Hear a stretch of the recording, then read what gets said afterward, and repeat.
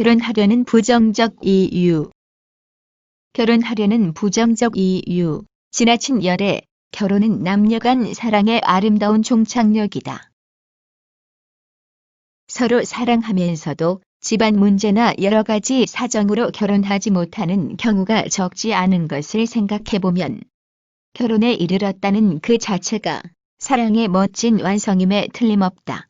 그러나 맹목적이다 쉽게 지나친 열애는 부정적인 결과로 끝날 수도 있다.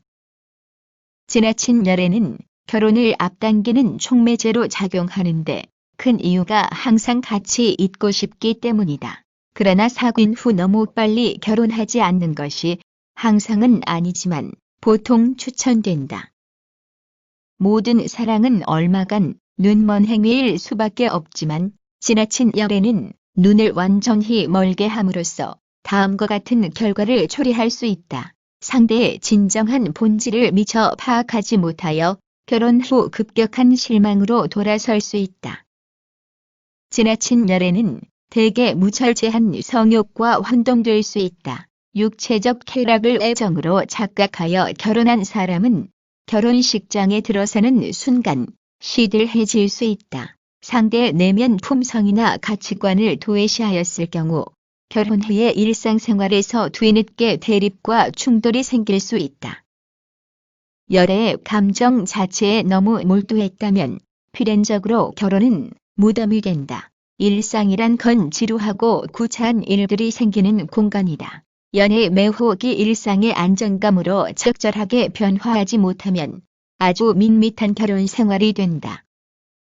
상대의 결점에 눈이 멀었다면 결혼 후에 한꺼번에 그 결점과 마주치게 된다. 결혼은 현실 생활의 시작이다. 너무 흔한 말이긴 하지만 사랑이 밥 먹여주지 않는다. 현실적인 고려 없는 사랑은 결혼 후에 비로소 철없었음을 깨달아 후회하게 만든다.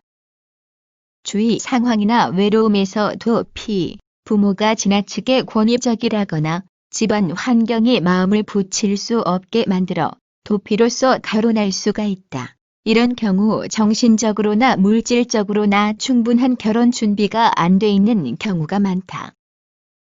당연히 결혼과 함께 현실 문제에 부닥쳐 자신의 경솔한 결정에 후회할 소지가 많다. 자기 자녀이든 친구이든 주변에 이런 식의 결혼을 하려는 사람이 있다면 차분히 설득할 필요가 있다. 현실 도피로 시작한 결혼은 결코 행복하기 어렵다.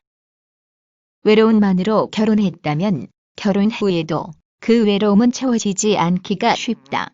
결혼했다고 해도 개인적인 삶은 오직 자기 자신의 몫이다. 배우자가 내면의 감정을 모두 채워주지는 못한다. 외로움이 연애의 계기가 될 수는 있겠지만 결혼마저 외로운 감정의 도피로 선택하는 건 잘못된 결정이다. 자칫 자신의 외로움이 상대에게 지나친 부담감을 줄 수도 있다. 시련에 대한 반발. 시련을 당한 사람은 사랑에 대해 부정적인 마음이 있을 수 있다. 그리고 타인을 신뢰하는 마음도 약해져 있기 십상이다. 그런데도 이 애인이나 주변 사람들에게 무언가를 보여주기 위해 결혼한다면 여러 가지 부작용이 나타나기 쉽다. 시련에서 받은 상처는 새로운 사람을 만나기 전에 정리되어야 한다. 그런 부정적인 마음이 새로운 연인에게까지 전해진다면 그것은 새로운 상대마저 상처를 주는 일이다. 가족 또는 사회적 압력, 어느 정도 나이가 찼는데도 결혼하지 않고 있으면 주변에서 재촉이 들어온다. 가까운 가족은 물론이고 직장 동료 등 사회에서 만난 사람들까지도 은연중에 압력을 가하기도 한다. 자기도 결혼하고 싶은데 연애가 잘 되지 않아서 그렇다면 문제없지만 아직 결혼할 마음이 없는데 주변의 이런 압력만으로 성급히 결혼을 결정하면 이 역시 후회하게 될 가능성이 높다. 인생의 여러 가지 결심 중에서 결혼은 매우 중요한 결정이라고 하겠다. 때문에 결혼은 당연히 그 어느 때보다 주체적인 태도로 결정되어야만 한다. 스스로 강한 확신에 의해 결혼했다면 설사 결혼 후에 이런저런 문제들이 나타나더라도 책임감을 갖고 대처할 수 있지만 주변의 압력으로 결혼한 경우엔 약간의 어려움만 생겨도 남을 탓하기 쉽다. 경제적 안정, 여성의 경우 특히 경제적 안정 때문에 결혼하는 사례가 있다. 이해할 수 있는 측면이 있지만 이런 결혼 역시 좋은 결과를 얻기는 어렵다. 경제적인 건 매우 낮은 단계의 동기에 머물러야만 한다. 연민으로 결혼하는 경우 연약한 여자를 지켜주고 싶다는 오빠 같은 마음, 착하기만 한 남자를 보호해주고 싶은 어머니 같은 마음, 이런 건 분명 아름다운 마음이다. 그리고 이런 마음으로 시작해 진정한 사랑으로 발전하는 경우도 있다. 나 때문에 상대가 불이익을 당했거나 나로 인하여 어려움을 겪으면 상대에 대한 죄의식이 생기거나 연민의 정이 생길 수 있다. 다만 연민에 그치는 마음이 문제가 되는 것이다.